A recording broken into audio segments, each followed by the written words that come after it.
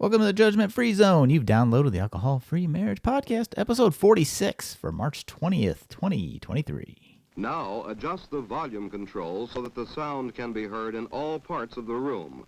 Recorded live from the cornfields of Central Illinois, you're listening to the Alcohol Free Marriage Podcast with Matt and Amy. Come and learn and share a journey with two former craft beer enthusiasts who went from daily drinkers to teetotalers and basically never lost their love for their life together. Hey, a freak show! Hello there, children. Welcome back to your weekly freak show that is the Alcohol Free Marriage Podcast.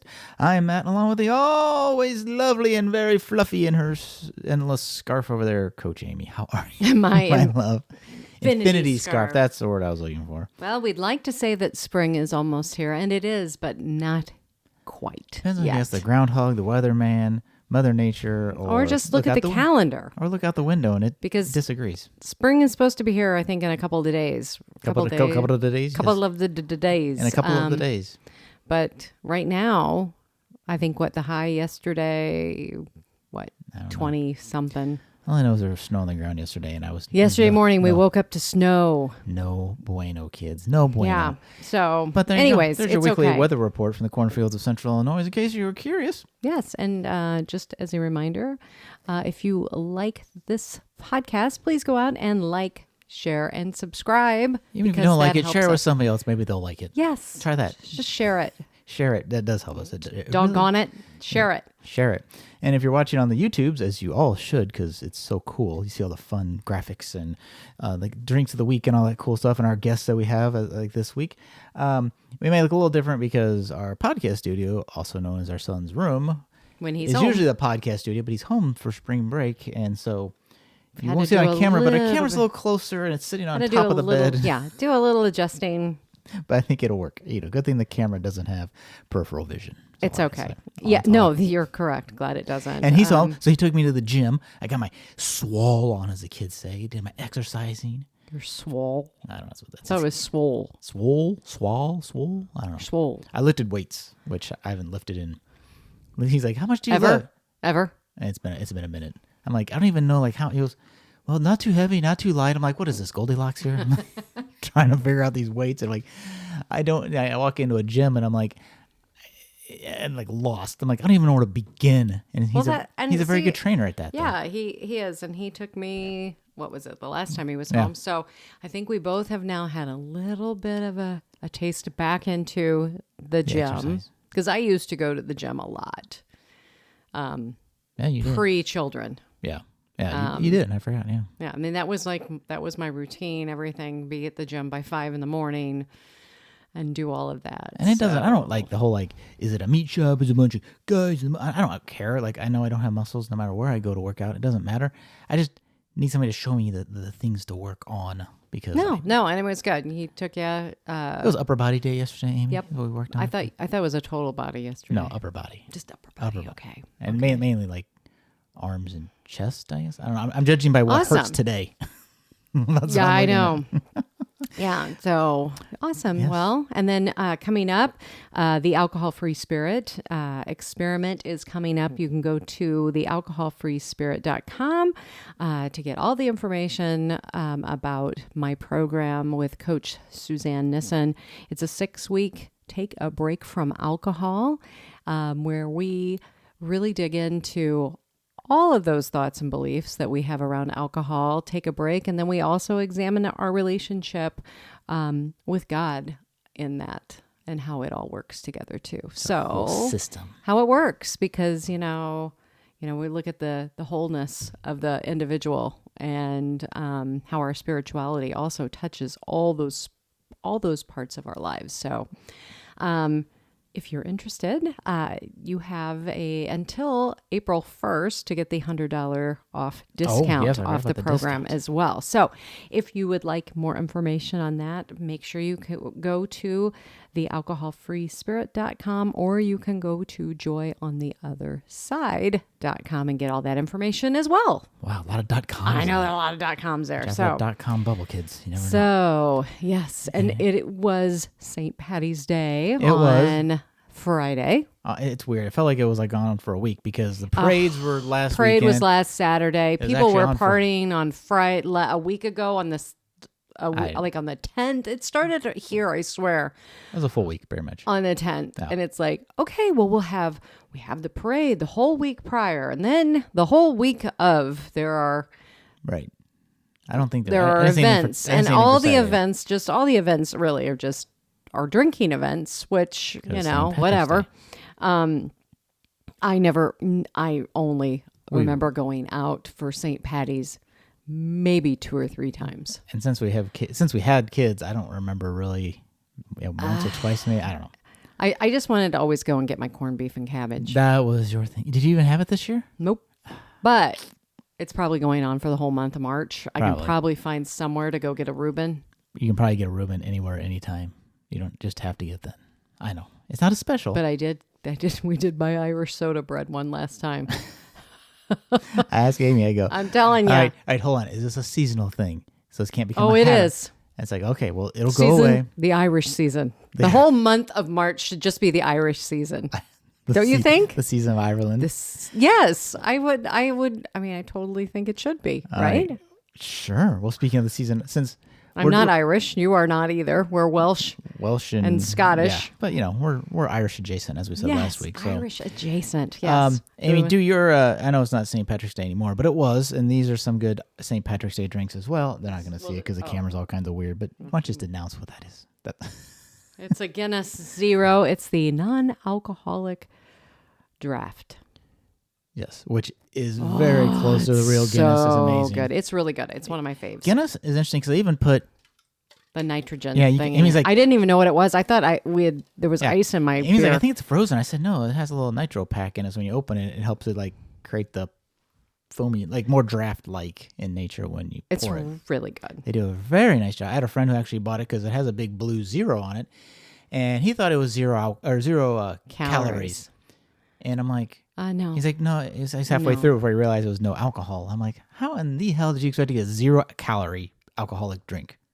Even 0 alcohol is not 0 calories. It's still some amount of calories. I'm not even gonna look. But anyway, Unless you're going to drink my hint water. that is totally 0. This I really wanted to feature last week, but it didn't get here. It got here in time for St. Patrick's Day, not in time for the podcast recording. This is Go Brewing's Black and Tan, which is amazing. It was really good. It's 2 of their betas. Or it is. Yeah, it is. So it's their beta porter with their beta Irish red, and you put those together, and you get a it's black really and tan. I good. do have a It- picture of the black and tan I poured. I'm not the best black and tan pourer in the world, as well as since there's not a nitro pack in their porter, you don't get quite that separation that you might get with a draft. But Absolutely. that's if you're getting a little too bougie, So bougie about your beer, kids. Then you can. Hey, I would tell you, if you're going to have a bougie beer, get a Guinness. There you go. I mean, the Guinness Zero, it is so good. But if you want to drink local, Go Brewing. St. James Gate, Dublin, Ireland. It's yes. official. And I told you when we were grocery shopping, I'm going for Cinco de Mayo coming up here soon. I'm going to order. There is a Corona Zero. Oh, you have to order it. It's not available around here, but there is a Corona Zero out there, kids. So if you're planning your Cinco de Mayo way ahead of time, think of Corona Zero. Way ahead of time. Way ahead of time. Way. Am I thinking about spring or not? There you go. You are thinking about it. So, All right, Coach Jamie, we'll get us into our interview with Jeff. All righty. Well, let me introduce to everyone Jeff Graham. Jeff Graham has the Getting Back to Zero coaching page, and he also has the Back to Zero interview, like Podcast type. podcast. I totally screwed that up. Sorry, Jeff, but let me give you the introduction to him.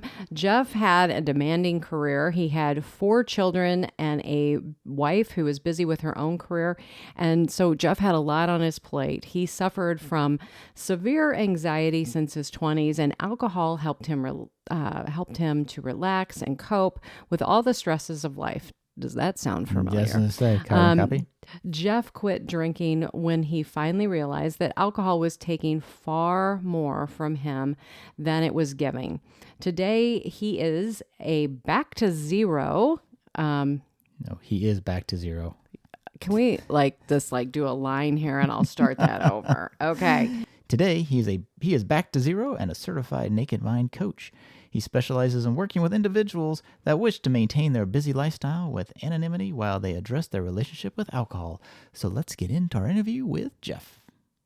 Well, we would like to welcome Jeff Graham to the Alcohol Free Marriage Podcast. Jeff, we are so happy that you are here with us today, and we want to jump in and find Please out do. more about I'm you. glad to be here. Yeah, and you just said that you're from Cincinnati, Yep. Ohio. So you're in the Midwest, just like we are. We're here in Grew up in Bloomington. California, but out here now. All right. And can you just kind of, before we jump in, we know where you're from. Can you just tell us a little bit about your family, what you do for a living now, and also, what do you do for fun? I sell overhead cranes and lifting equipment, so it's not the most exciting deal. I got an engineering degree here at the University of Cincinnati. I have 4 kids that are 32 to 27 roughly, and 2 and 2. And as far as fun, love to boat. We're on the Ohio River. It's not the cleanest water in the world. I grew up on Lake Tahoe, and I miss being able to see 30 feet underwater, but versus 3 inches that you can see in the Ohio River, but it's still fun to get out. So like to be out on the water when possible. Love it. Now, are you a climber? I see it looks like a harness behind you. That's a fall protection harness. Ah, for your That's lifts. that's for a guy that hates heights, but unfortunately sometimes I have to do it. So it's interesting because we can mention it, but that's a good little analogy for those in recovery, putting on the safety vest. Mm-hmm. A lot of stuff in real life applies to this journey as well. Put on your mask before you help others. That's right. Yeah, exactly. Well, why don't you, tell us a little bit about your story, where it all started, and then kind of that turn where alcohol just kind of, I guess, became. I can tell you the day that friend. it happened. Okay, go. Awesome. It was the usual, very common shy kid as far as not being in front of people, but feeling like I was deserved to be in front of someone. I wasn't cool. I couldn't talk to girls. I couldn't feel comfortable in my own skin. I felt like Tommy Tagalong my whole life. I was successful in sports, but never felt that I deserved. I always wanted to be someone that I wasn't. And alcohol, when I discovered it late in high school, it allowed me to be the person that I wasn't without it. And I remember the first party that I drank a beer. I'm surprised the way I hold on to mementos. I still don't have that Budweiser bottle, but when it was empty, most people throw their empty away, and I carried it around like a trophy because it wasn't the buzz or the taste. It was the fact that I felt a part of the group because I drank a beer. So I started drinking for acceptance reasons, but then I also found all the benefits that came with it of being able to do the things that I couldn't do because I wasn't comfortable. And my story is that I lost the ability to cope with the normal day-to-day. Well, let me jump ahead. So I became instantly a very big professionally capable drinker of beer, ungodly amounts. I got sober 3 years ago, but for the bulk of my 20s to 50s, I drank over a case of beer a day, every day. I say 364 days a year because I'll give myself one day off for being sick, but I still think that number's kind of pushing it. I fought through those things, but never drank the hard stuff. I know that I have alcohol issues in the family. And so my goal, I thought that if I could stay away from the hard stuff, that would give me a better chance. I knew that drinking hard stuff, I could sneak around the corner when no one was looking and down a pint of something. But to do it to get that much alcohol with beer, it took a lot of So I felt it was a built-in buffer. Plus, I grew up as a football player. The um, the Oakland Raiders, none of them sat around with martini glasses. They drank beer, and that's what I wanted to be a part of. But out in California, became very much of a heavy drinker, but still very involved with athletics. Got through school. I got an engineering degree later, but that wasn't. I passed engineering. I didn't learn it, but the one going back with coping with or feeling a part of. I remember out of Sacramento, I was recruited to the University of Cincinnati to play football, and which is a high level Division I school. And I always thought it would be so great to be one of those guys that could walk into a party and just know that I'm the man because I'm a Division I football player, and I'm the one you're seeing on TV or on the game. I thought that would be so great because I saw that with the other players, and I got to that level, but I never felt it. Even though I got to that level, I still felt out of place. I felt, when I walked into the party, I still felt like the music would suddenly stop and people looked at me like, why are you here? So even when I got to what I thought I would feel like I was there, I never felt it unless I was drinking. Wow. So, and then, the progression, the day I was back in California and I was just I was going to get married, or I guess I was married. We're newly married, pregnant with our first, was starting my first real job in life, just bought a new car. All these things came up, and I was driving to visit a friend when out of the blue, nice sunny day on the highway, my first panic attack hit me.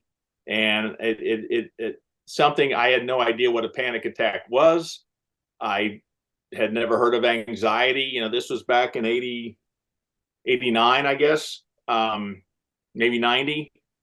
And just destroyed me to the point where out of blue, I thought I was going to die. And I was on the highway and got the truck or the car pulled over, and without passing out, which I was. But anyways, that was the day. And I wish I remember the day. I can tell you the exit. When I go back, I go by it. It's actually called Pringle Exit on I-99 near Lodi. But that was the day that alcohol went from strictly pleasure, a source of pleasure. And it did fix some anxieties, but it went from a source of pleasure to medicinal.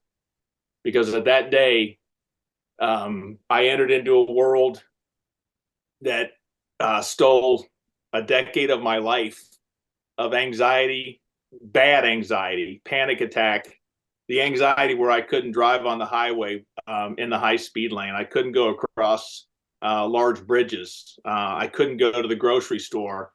I couldn't walk down and get communion at church because of this anxiety. And the only thing that worked was alcohol to make that go away. And I learned, like so many people years later, that the thing that was causing the heightened anxiety was the alcohol. So I was drinking fuel, trying to put out the fire. So I was drinking today to put out the fire from the alcohol I drank yesterday while igniting the fire, the anxiety that was going to hit me tomorrow. And I was just in this snowball.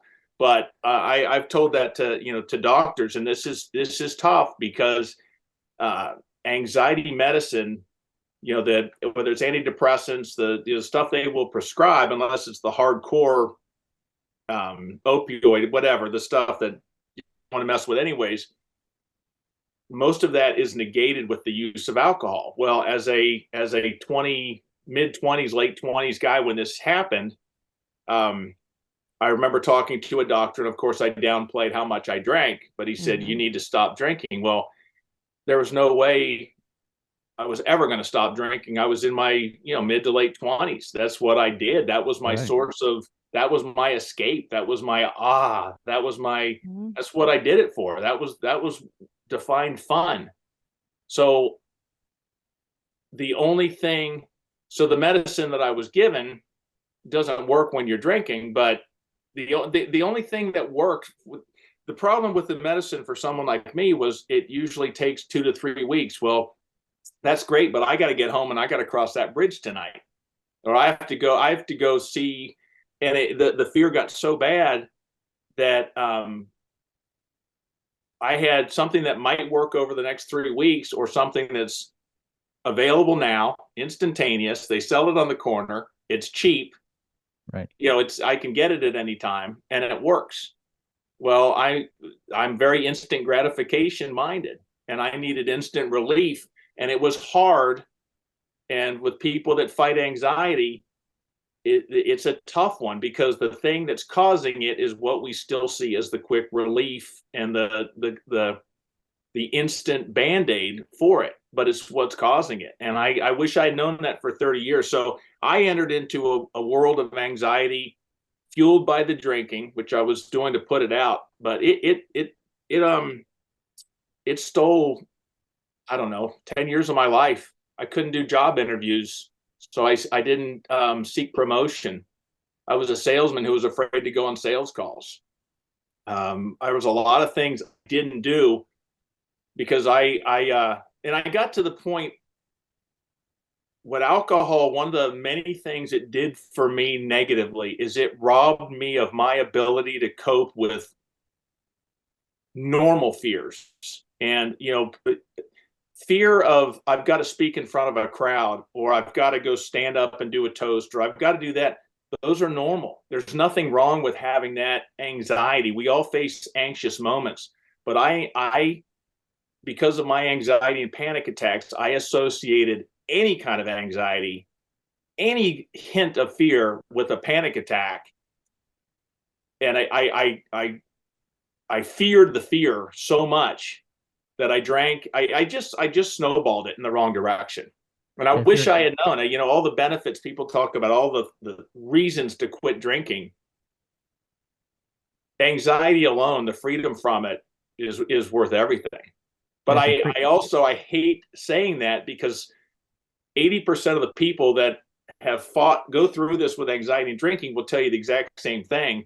But then you run into that person that says, I quit drinking, and it's still there. And that breaks my heart, because I was fortunate enough to be given freedom from it by quitting drinking, but there's still some for whatever reason. Yeah. And Jeff, you're preaching to the choir right here. I can identify with 99.9% of what you're talking about. I was on the medicine trying to find the fix, but didn't have the time. I still took the medicine. I don't think it did any good. Right. Alcohol was the easy, quick fix. And that's usually what I turn to really, we'll use giant air quotes, to fix it, right? I'm not fixing anything with it. And it wasn't until I finally got away from alcohol that I realized I don't even need those pills even. Like, and for those people who are looking at, who have quit or going to quit, it doesn't happen tomorrow, right? Like, the anxiety eases over time, and then you start experiencing. You may have noticed this too, Jeff. Like, as you start experiencing new things in your life again after you quit drinking, one day you wake up like, oh, I'm not afraid to go over that bridge now. Wow, yeah. When did that happen? Or like for me, like flying was a big trigger for me, right? Like, oh wow, I don't like totally freak out on airplanes, because like for me it was the anxiety of alcohol messed up my stomach, which caused anxiety about doing other things.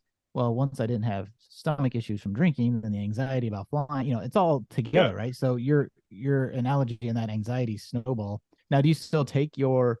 No, any of those I was now that they had me on Zoloft, which I don't think did anything. I wasn't depressed. I was depressed that I had anxiety, but it wasn't clinical depression. Right, I was just depressed that I couldn't go to the grocery store without wanting to drink beer first. And then I got to the point, because I couldn't function. I was on Xanax, and that worked to just get me to normal where I could survive. But I just couldn't get a day one. And back in November of 2019, I had come home, and my drinking was bad at this point. But still I hit it like a champ. No, very few people knew, but I came home and my family, I was, asked, how much have you had? And I said, oh, this is, I haven't even had any. I'm just grabbing a beer now. And they said, you're chewing gum. You never chew gum. So it was funny that gum is what got me busted. Well, that But I sounds remember, familiar. Yeah. I mean, yeah, gum was the telltale. And it was that night or the next night I realized, I guess I got confronted about it. And it was at that point, the fight I remember that night was when the fight was gone. I remember getting confronted. You got to do this. And my insides were saying, Jeff, fight back, blame it on traffic, blame it on work. You had a tough day. A customer wanted you to go drinking with, blame it on something. And I had nothing, which I'd done that excuses and lies and justification and everything for years. And it was the first time I just sat there and I had nothing left. It was an acceptance that I don't know what tomorrow's going to be, but this is over. And I think that night, I don't think I went into rehab the next day. I think it was like a day later, but I found a place in Cincinnati, volunteered, and just said, I couldn't get a day one. And I figured if I could get some momentum, and I checked about going for 5 days. I ended up being in for 6. But I remember in the morning that I was going to go, being asked, you want me to take you? And I said, no, this is nothing. This is a 20-minute drive. But I said, I got to do this for myself. I have to, even just the act of driving to rehab, that wasn't anything significant in my recovery, but it was the first thing. It's like, no, I have to do this. And I drove myself, and I got 6 days. I made 90, and I had a Super Bowl debacle weekend because I was doing so great. I deserved one last hurrah when I had the house to myself, and that really turned out great. It's wonderful to meet your future son-in-law as he and your daughter are picking you up, and as you're passed out in your truck. Oh no. Yeah, that worked out real well. That was a wonderful weekend for me. So Jeff, who confronted you in all of this?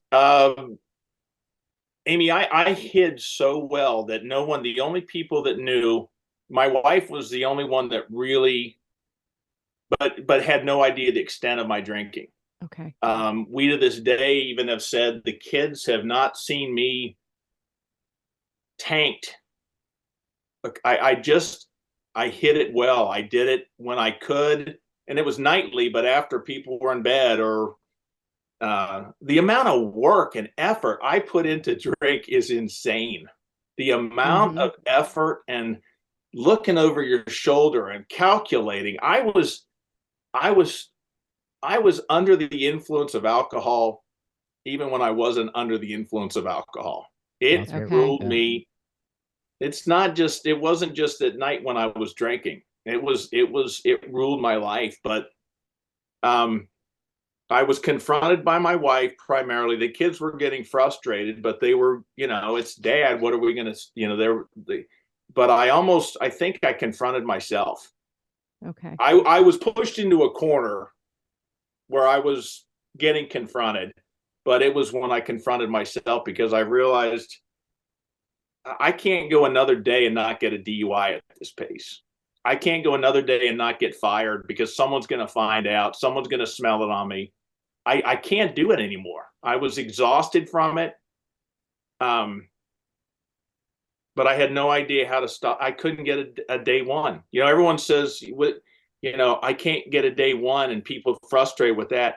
And, how did you do it, Jeff? You know how many day ones I had? I've had day one since my 20s. Every day was I'm done. That's it. I'm done. Tell that to me again at 5 o'clock in the afternoon when I'm right. saying, no, I meant tomorrow, not today. So Hmm. how did you drink a case a day? Like what, how does that even, I mean, obviously you can't start at like 5 or 6 o'clock because that's a lot of Oh liquid. yeah. I mean, Oh that's just no, a lot no, of no. You liquid, don't. period. I people don't believe me, but it's out there. It's there are. I could start easily at 5 o'clock and do a case of beer. I did it. Really? I did it every night. Really? I grabbed. I'm 6'4", 250, and my playing weight was 300 and up to 330 on top of that. But I rarely, if I was in private, I never grabbed one beer at a time. That's just too much exercise. I would grab 2 to 4 and just have them with me. But I don't know, because I pick up now you'll see me with Diet Pepsis a lot, and I'll pick up a case of Diet Pepsi at the grocery store. And I say, how the heck do you put this much? Thing weighs a Right. ton. Right. But Right. it was every night. And towards the end, it was probably, there's 24 in a case, and I was getting 30 packs and usually had 3 to 4 left over, or 2 to 4 left over. So I was doing between 26 to 28 on a nightly basis, weekends more. And my last year or two of I was I started drinking in the morning. I don't even know what those numbers are, but And how was your health during this? I mean, It's, I well, mean, I mean, compared to no, now really, too, right? because I've seen, no, I've seen pictures. I saw like a picture of you, just like like a comparison from a few years, and I was like, whoa. I mean, you did not look like the same person. I don't know why, but I was lucky, blessed, whatever you want to say, Amy. But I almost hoped when I would get, because I got my health plan, whatever. I got full physicals every year, and blood pressure was higher when I was drinking, which now it dropped even. It's a little low, which is great. My liver numbers never came back as even elevated, and I was almost because I was like, that could have been the one to push me. But if you're telling me we're good, oh yeah, my doctor, because I told them, I had 3 or 4 beers a day, which, well, that's not good for you. But well, no, did I mention it's 24 to 28 beers a day? But I just said 4.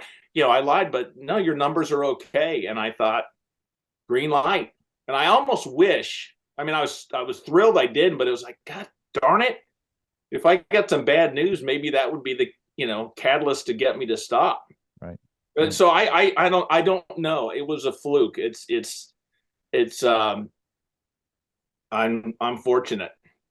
Well, and that's actually good, right? Because sometimes by the time you wait till the news is bad, you've gone too far, right? Like Mm-hmm. it's not a yellow light, it's a red light, and I'm like, oh, well, I can't undo that now. It's not a warning anymore, right? Matt So, and I both suffered from hair loss because of drinking, which that's a side effect. But amen, amen. well, Well, I want to jump. Okay, you had that. You went into rehab for 5 days. You came back. You're doing great. You decide, okay, I'm going to reward myself with that weekend. mhm. What happened then after that? Well, it was such a debacle. I I had the house free. People were out of town, and I just figured one last hurrah. And I always drank alone. I preferred it. If I would drink with others, that's fine, but I wasn't drinking like I wanted to drink. We can do that socially, but you don't drink fast enough. So I'm not enjoying drinking with you. It's like, okay, let's get out of here so I can get to work. Um, and I was at 3 months, and I just it was a weekend. I deserved it, and I'll get back to it Monday morning. It was a Super Bowl weekend, and started at 11:30 because I'd gotten to be much earlier than that, but I did make a couple of sales calls first, and um, I couldn't even tell you how much I had. I'm not a blackout person. I can almost there are a handful of times when I don't remember going to bed. I didn't have those, some of the horror stories you hear of people that blacked out, and maybe that's just because of the beer. I don't know, but I remember going to bed. I remember, every time. But So after that weekend, when my daughter and her now husband had to come get me, it was over. That was a done deal, and that was the kick I needed. I that maybe I don't know. That was the complete. You can always go lower, but I thought I still had one option that I could sneak, a drinking now and then or something. I just wanted the one weekend because when I quit, I didn't go out in flames.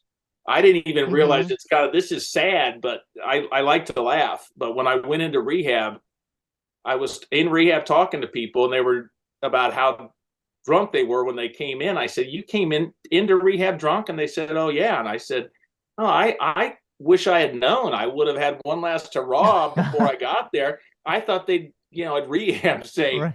"I'm sorry, Yeah. son, you've been drinking. Come back when you're sobered up, and then we'll Yeah. let you into rehab." So I didn't drink anything that day because I wanted to be a good boy, and I didn't Right. realize you could. But it's like, well, wait a minute. Wow. And But yeah, it was- so it was just over at that point, Got and it. that was the final. So that's 2020. Yeah, that was February 3rd of 2020 is Okay. my second. They always said, because it was like 11/5/19, November 5th, 19, and everyone, don't get tattooed. Do not get that tattooed. And it's like, what do you mean? I'm done. I'm done. And it's like, nope, you Oh, might have another one still in you, and I do. So wow. Okay. Well, then let's go forward from that. I know you started, I think I was reading that you started getting back to zero back in to 20. zero, which is BAC for blood Yep. alcohol content. Yep. And you started that in 2020. Yeah, I don't know the exact time, but it was the thing that sobriety. I was always a loner. I drank alone. But it's when I started talking with other people, and primarily others that are going through this, that it started to really work. That's when the first time that I heard someone say, "Yeah, me too." And it was like I wasn't alone was huge. And I just, for me, um, doing this with others, talking it out, because is when it really took off and started to work. And I had to find that group. And I didn't know, I went through a 12-step process, which it was great, but the 12 steps got me sober. I needed that rigidity, that program, but I needed more to go from sober to recovery. Yep. I learned to live without alcohol, but I wanted to learn to live Yeah. without alcohol. I wanted to, I didn't, sobriety is going to be, I don't want it. This is going to be boring. Yeah. How do you, I know I got to quit drinking, but I don't want to. And I don't know about the two of you, but going to the library on a Friday night doesn't sound like I'm a guy that likes to go out and have fun, with alcohol. I was scared to death of it. But it was when I started talking with others, I saw smiles. I heard belief when I had none. I heard belief in myself and encouragement when I had none. I heard hope when I had none. And it allowed me to, okay, this will work. And the other thing I found with talking with other people is what's in here, I can't hear. Even though it's in me, I can't hear it. And it's when I start talking, when, Matt, when you ask me questions, there's two people. If it was just you and I, there's two people hearing what I'm saying, you and me. When I get asked a question about something, I'm the first one that's I'm interested to hear what I'm going to say, because what comes out, I've heard, it's like, wow, I didn't realize that's how, but getting it out, I can then hear it. Or even, I'm not a big journaler, but people that talk about writing, putting it down, you can look at a piece of, go, oh, wow. I can now look at it objectively. So I really learned about myself when I was talking with others. I didn't learn about myself just holding it inside. So the back to zero group and the getting back to zero was when I just realized the importance. I've got to do this, but to be able to do it with someone else and talk and just say, man, I'm having a rough day. Oh yeah, what's going on? Just to get it out and be able to say, just talking those things out gets it from here out. It gets it out of my system. And that's where the magic works for me, I think, for a lot of people. Yeah. And so where were these groups that you found? Peggy Cooney, who was a friend of mine through AA, turned me on to a support site, and through that I met Peggy Cooney, who is who I work with. We do our little podcast, our little show together. Started This Side of Alcohol, and what she said resonated with me, and started talking with her, and she encouraged me because she was writing a book, her book that's out. I don't have it's around here somewhere, but This Side of Alcohol that it's great. It's so good. I just finished it. I just so related with so much of what she was saying, and I love you guys' relationship. I think it is. It was so much fun being on your show. It was just like a brother and sister sitting there, the banter going back and forth, and just a real genuine love for each other. I'm not, sobriety's hard. At first, it's right now, it's fantastic because I'm now in recovery, which is just doors are open. I thought sobriety was going to be a red light. I thought everything, because you've got to stop drinking. You have to stop this behavior. So everything was red light to me. And I had no idea until I got into this. No. There's a whole bunch of flashing green lights. I can hope again. I can dream again. I can look forward to and anticipate again. I can do so many things that I had forgotten were even a part of me. I was just living my life scared to death. I was living in fear of yesterday and worry about tomorrow because of my drinking. And now I'm looking at opportunities of what I can do in life, and it's just amazing. But I wouldn't have believed it until I lived it. But Peggy gave me that. We have so much fun together with the banter back and forth.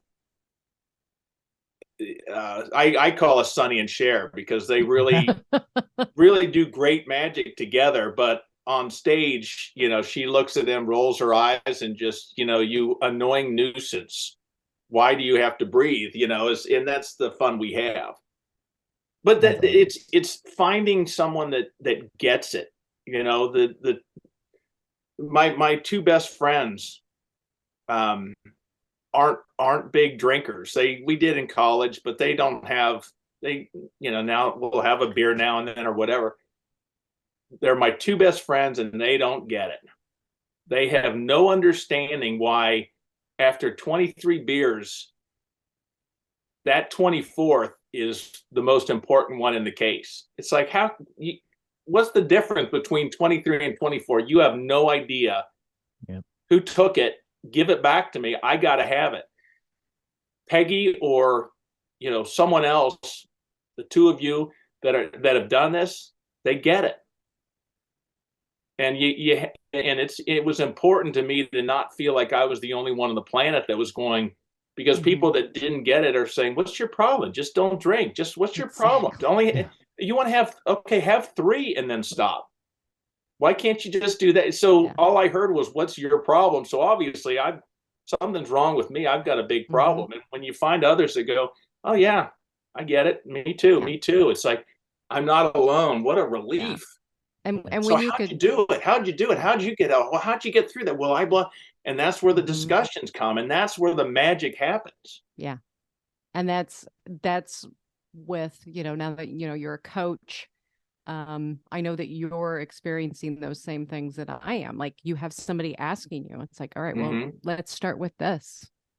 Let's start with not drinking in your car. I mean, something that, and you're like, what? And I've had people go, what? And I'm like, hey, this is reality. Yeah. This is reality. Or I had to learn how to get home. It's like, and it's such a great point, Amy, and that's something that I really stress because there's a lot of sobriety is so wonderful, and look at me running through this field of flowers, and my relationships.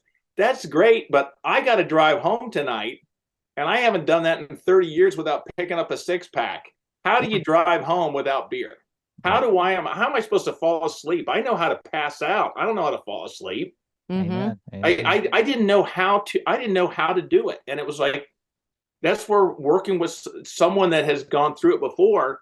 Yeah, we can do this. There's a plan. Let's talk about the drive home. If we have to plan minute by minute, every 5 minutes, whatever, we'll get through it. Yeah, and that whole.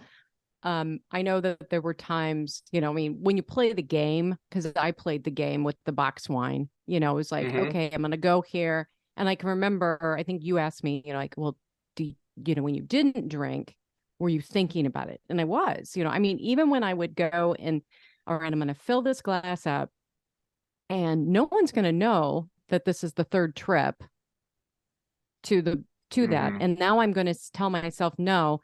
But the whole minute that I'm saying, no, all right, that's it for the night, I was thinking, oh, why can't I just have another half a glass? Yeah. I mean, why can't I just have another half a glass? No, just go to bed. And it was, or walking upstairs and having the glass on the side of the bed, right there. Yeah. And it's like, and then waking up the next day and thinking to myself, you didn't finish that. Oh my gosh, what a waste. Yeah. What the hell? There's the quitting thing, and the Simpsons show, Homer Simpson was trying to not drink one night, and he sat at home and you see him and he says, don't think about beer, don't think about beer, don't think about beer, don't think about beer. Well, that's what I tried to do. And the more I thought more about alcohol when I wasn't drinking than when I was drinking. When I was drinking, at least I could worry about, what else I was doing because I had my beer. That was but when I was not, that's all I was thinking about. And if I wasn't going to drink tomorrow night, all day today, I was thinking about, oh my God, I'm not going to be able to drink. I was just, burning it into it was still running me, running my life. And we have to learn to change what our brain goes to for solutions. I love analogies, and I think of our brain is a file cabinet, and under solutions, it goes there when it has a problem. And if we're upset because of a hard day, our brain goes, rough day, how do we fix it? Let's open up the file. What's under solutions for hard day? The only thing in there is alcohol.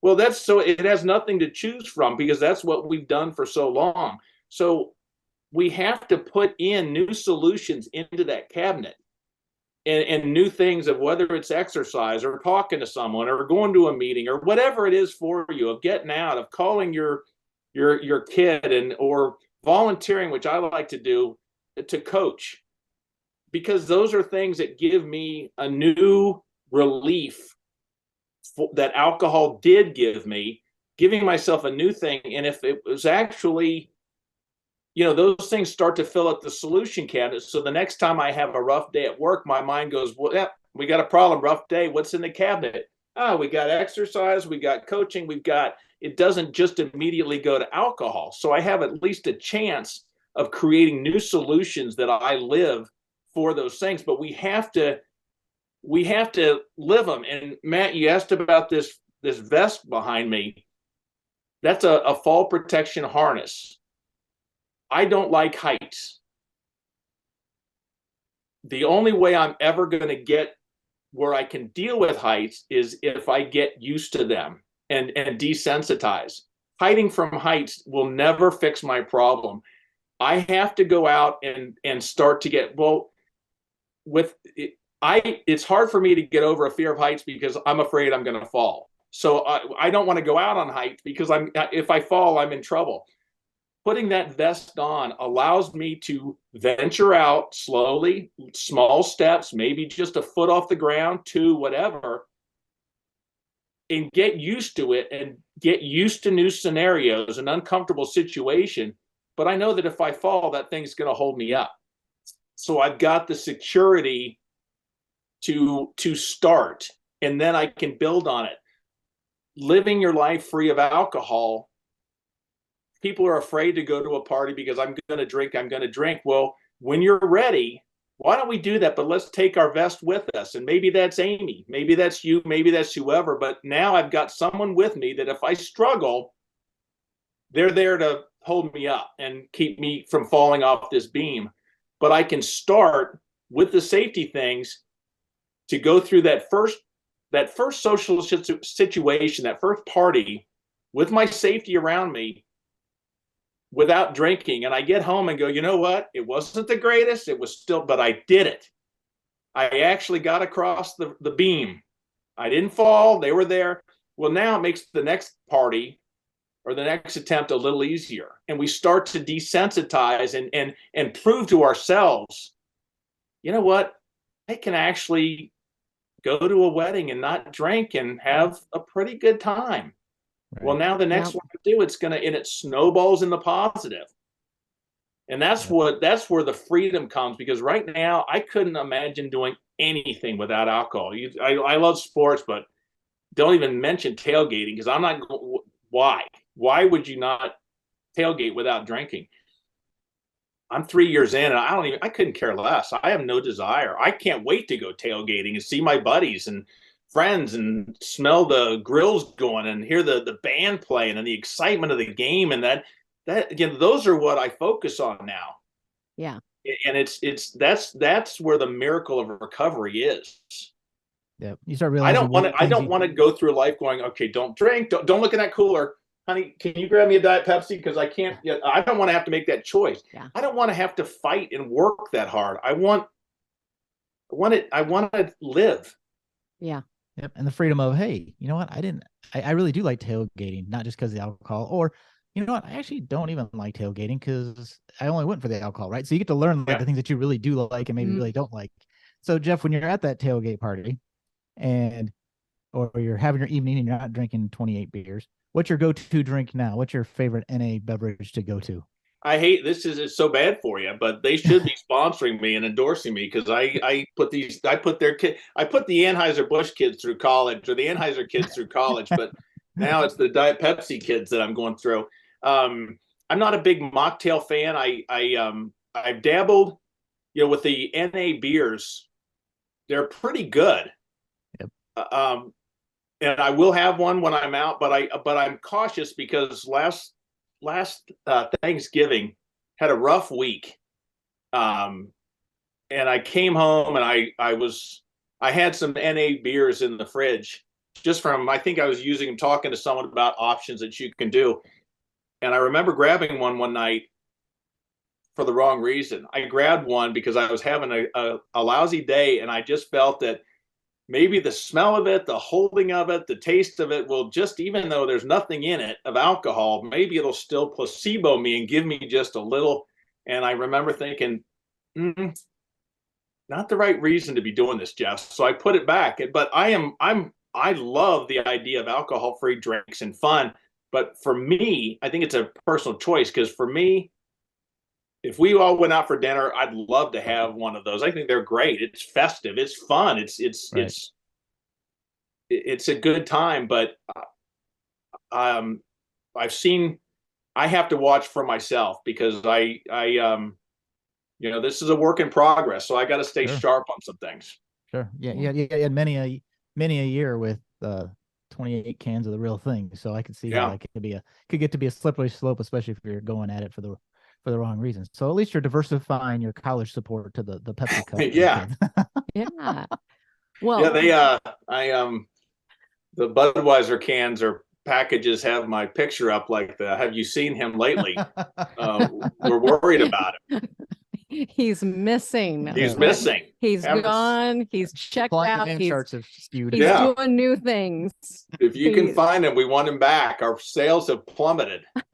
Well, Jeff, if people want to find you, where do they find you on the interwebs nowadays? Well, the Facebook group, there's Getting Back to Zero, and that's BAC, the number 2, and then spell out the word 0. Getting Back to Zero is a private group that we everyone's involved with.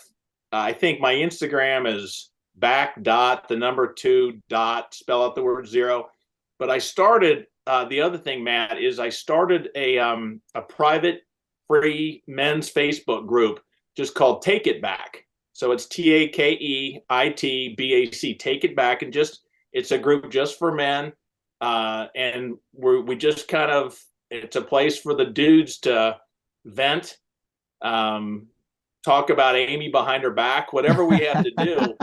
I'm there. It's just, you know, there are certain things that, you know, with men, there's a little, it's a more restrained group. So I'm trying to find a place where we can just talk about what, you know,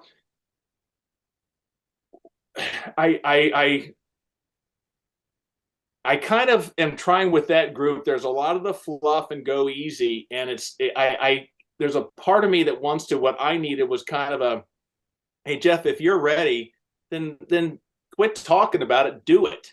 Are you tired of dancing with beer? You're trying to make a relationship work that doesn't work. Right. So if you're ready, let's do it. There's an answer. We can do this. So what do we got to do? Okay, well, are you ready? Yeah, I'm tired of living this way. Fine. How are we going to get through tonight? Are you going to drink tonight? No, I hope I'm not. Hope. Nope. It's I got Post-its all over. What does it say?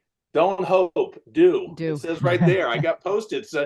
You know, hoping never worked for me. If you want to, how are you going to do it? You know, you say to me, you know, Jeff, I need to quit tonight. Great, Matt. How are you going to do it? Well, I'm going to try not. You're going to try. How are you going to not drink tonight?